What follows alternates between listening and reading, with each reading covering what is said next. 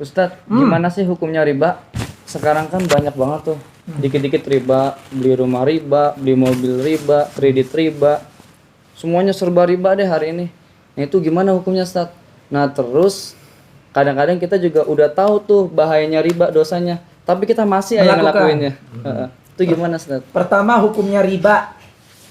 Riba hukumnya haram. Dosa besar. Kata Allah dalam Al-Quran, orang yang bertransaksi dengan ribawiyah, maka dia mengumumkan perang kepada Allah dan Rasulnya. Jadi orang yang makan riba, orang yang bertransaksi riba, orang yang tapi kita harus catat, bertransaksi riba di sini bukan hanya sekedar bertransaksi, yang nyaksiin. Ada dua orang bertransaksi ribawiyah. Yang nyaksiin, yang nonton, yang lihat, yang nyatet, gitu kan? Itu kena dosa riba. Haram, dosa besar riba. Bahkan Nabi SAW bersabda dalam hadis, diriwayatkan bahwa orang yang bertransaksi riba dosanya sama dengan memperkosa atau menzinahi ibu kandung sendiri. Coba bayangkan, na'udzubillah min dzalik. Itu dosa riba. Ini kadang-kadang tadi ada orang yang udah tahu tentang hukum riba, udah paham dia ini hukumnya haram, dia kerjain, dia masih ngelakuin, ya kan? Iya, ngambil rumah KPR riba, KPR kredit riba, ngambil mobil, ngambil motor riba. Pertama hukumnya dosa besar, kedua hidupnya nggak berkah, karena dia menentang Allah, memerangi Allah dan Rasulnya. Allah Subhanahu Wa Taala berfirman, wa ahallallahu al-bai'a wa harrama riba. Dan sesungguhnya Allah Subhanahu Wa Taala menghalalkan jual beli dan mengharamkan riba. Cukup kita berentrepreneur, kita jual beli, kita berdagang, kita bisnis, ya kan? Kita jualan, jangan riba. Karena riba itu dosa besar. Allah Subhanahu Wa Taala masukkan dia ke dalam neraka yang paling panas, dibakar. Dan kadang-kadang gini, ikhwan, orang kalau dia bertransaksi riba, kemudian hidupnya penuh dengan riba, barang-barang dagangan, barang-barang yang dia pakai riba, bahkan dia masuk makanan ke dalam perutnya, memberikan nafkah anak istrinya dari uang riba, itu akan menjadi daging tumbuh dalam dirinya. Ada seseorang yang berdoa kepada Allah, sholatnya waktu nggak pernah ketinggalan, gitu ya. Amal sholatnya bagus, mengamalkan sunnah. Dia mengangkat tangannya ke atas langit dan berdoa, ya Rabbi, ya Rabbi. Ya kan? Wa mashrabuhu haram wa ma'kuluhu haram wa ghudhiya bil haram. Makanannya haram, minumannya haram, pakaiannya dari yang haram. Bagaimana doa dia mau dikabulkan? Orang yang bertransaksi riba, orang yang makan riba, orang yang bermuamalah dengan muamalah ribawiyah, sekarang bank konvensional, ya kan, kredit riba, koperasi riba, ya kan, simpan pinjam riba dan seterusnya, maka kehidupannya jauh dari keberkahan. Apa yang dimakannya nggak berkah, apa yang diminumnya nggak berkah, udah hidupnya nggak berkah, mati masuk neraka. Waliyazubillah min zalik, wala'udzubillah min zalik. Subhanallah. Ini udah tahu. Nah, kalau orang-orang yang belum tahu, orang yang awam, mending lah diuzur karena dia belum tahu. Sampai dia tahu. Ngerti maksudnya?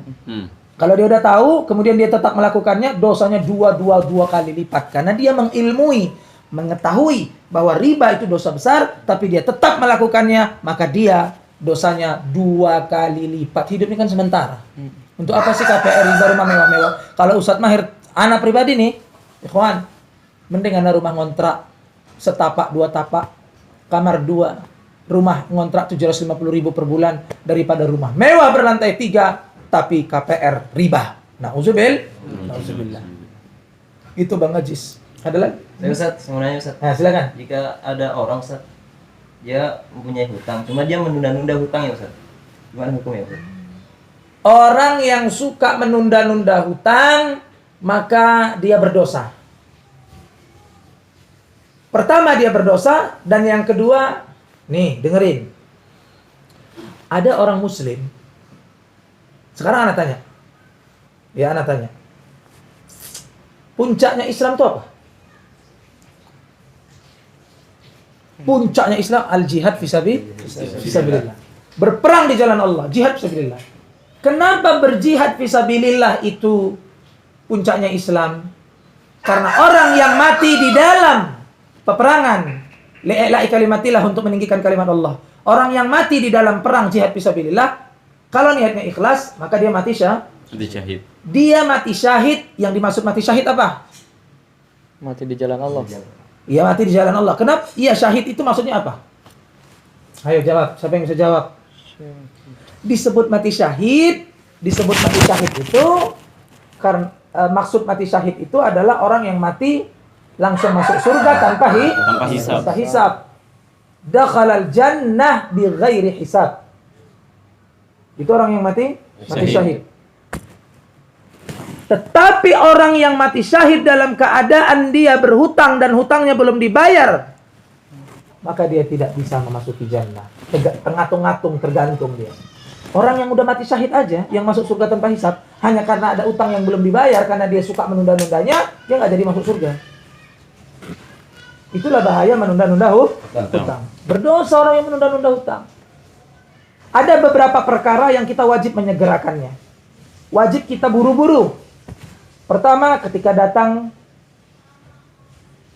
seorang laki-laki, seorang pria muslim gitu ya, yang melamar putri kita, segerakan menikah. Kalau udah ada jodohnya, kawinkan, nikahkan. Jangan dilama-lama, jangan ditunda-tunda, harus cepat.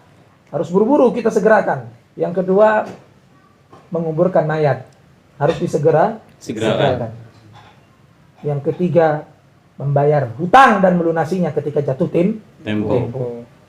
Jangan ditunda-tunda. Hutang ditunda-tunda berdosa walaupun 5. Hutangmu kepada seorang muslim walaupun cuma Rp1.000 akan dituntut di akhirat kelak. Kalau dia nggak mengikhlaskannya sampai mati. Makanya ketika seorang muslim meninggal dunia kemudian dikuburkan, apa kewajiban pertama yang harus dilakukan ahli warisnya? Bukan bagi-bagi warisan, tapi melunasi hutang-hutang sang orang tua yang sudah meninggal, sang jenazah.